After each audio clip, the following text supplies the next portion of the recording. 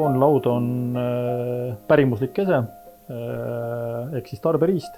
Kasutati villa ja linakoonalde kinnitamiseks, selleks, et sealt siis tõmmata ketramiseks vajalikku lõnga ja kaunistati seda sellel eesmärgil, et oli tavaliselt ka kosja ja pulma kingituseks. Lõhestan pakust koonalaua toorikut nii-öelda traditsionaalse viisil, ehk siis teen lõhklaua.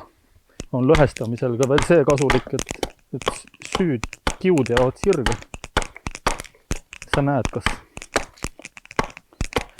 kas materjalil on mingisugune mittesoovilik vigur sees. Koonalaud tavaliselt on ristlõikes siis selline ellips või ovaal, et keskelt on ta paksem, servadest kitsam. Joonistaks siia kujuga peale. Üldse mitte efekti mõttes, vaid päriselt ka proovige täiesti tavalise lõkkesöe tükiga peale joonistada. See pole selline poolnätskele materjalile jääb ta kõige paremini peale. Et teeme sellise klassikalise kolmnurkse põhijoonisega koonulaua enam-vähem peale, et kui ma nüüd tahuma hakkan, siis ma tean, mille järgi ma tahun. Selle oleks võinud ka silma järgi teha, aga mul seda silma ei ole, et mulle meeldib tavaliselt ikkagi natukene ette joonistada, siis on vähe julgem. Nüüd ma tulin siis uuest öövelpingi juurde, kruupingi juurde. Panen ta siia vahele ja siis läheb nüüd ööveldamine. Eesmärk ikka see sama. Ajada siledamaks ja anda talle siis ovaalne ristlõige. Et nüüd on siis ööveldatud. Võtan siit sabloon peal. Siin iseenesest ei ole midagi keerulist. Annan talle selle väliskuju, mille järgi ma saan pärast väljada joonistada. Või tähendab lõigata, vesta.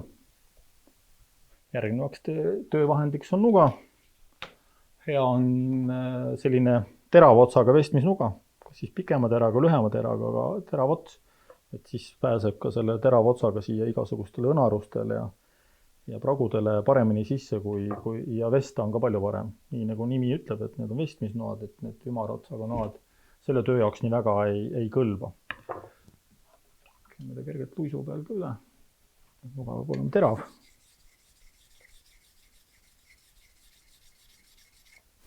Aga siis läheb selle kõigepealt väliskuju andmiseks.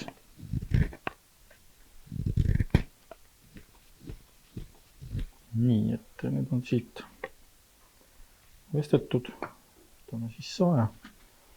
Saan siit selle joone järgi.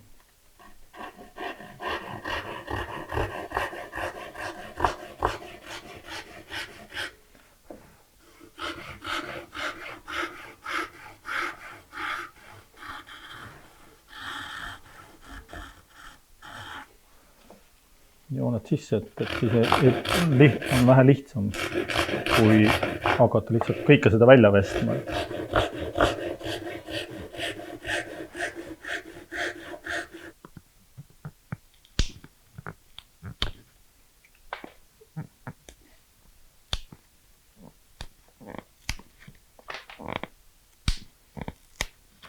Seda joont, mis ma praegu lõikan, seda võib ju saagida, aga miks peaks, et kui sul on ilusasti lõhestatud materjal, siis sa tead, et ka selline koht lõheneb väga hästi.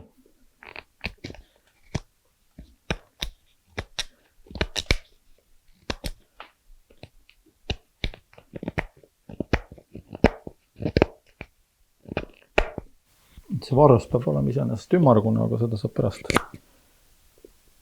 ümaraks vestu, kui on kogu koonulaud ka valmis. Kolmnurka võib teha nüüd, mis siia see sakk otsa läheb, võib teha nüüd kahte pidi. Võib teha ainult noaga, võib teha saaja ja noaga korraga. Saajaga väiksed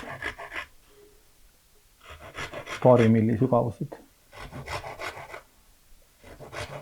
sisselõiked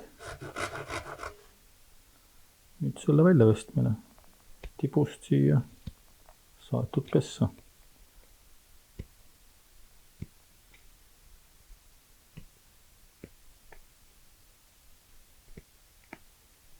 Teine variant on seesama kõik teha ilma saeta ja vajutada lihtsalt mingi teatud vahemaa tagant noaga niimoodi hambad joon sisse.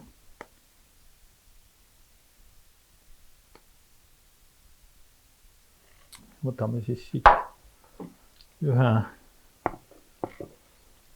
esimese augu, mis meil siin silmapiiril on.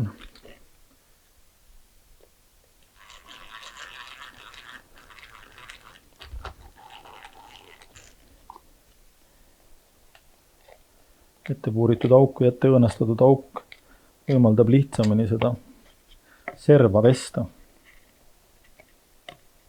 või serva töödelda. Aga mina puurisin augu selleks, et mitte nüüd noaga edasi teha, vaid võtta jõhsaag, torgata siit auk läbi. Et saelehe hammas on alati siis käepideme poole jõhsaaga või sellise jõhsaaga lõikamisel.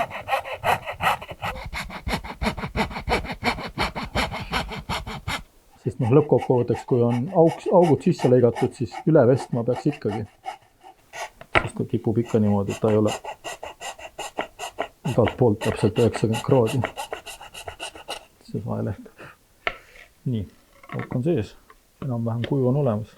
Korrigeerimisega ära.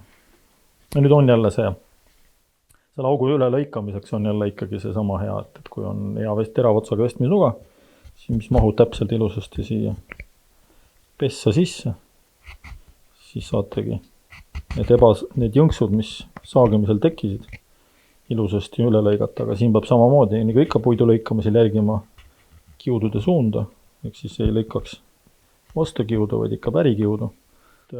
Peale kolmnurkade lõikamist saate üle vesta, anda talle omakorda veel lisaks selle nii-öelda ovaalse, rõhutada seda ovaalsust. Ja samas saate ka ära ilusasti siluda need saagimisel või lõikamisel need lõike karvasus, mis siia hammastele võib-olla jääb. Nii, aga siis nüüd olen selle valmistamisega jõudnud nii kaugele,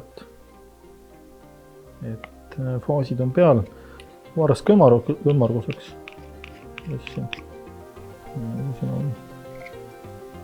Ja ma arvan, et tundub, et on valmis. Selline ta siis sai. Koonelauake. Võib kossa minna küll vist, on ja?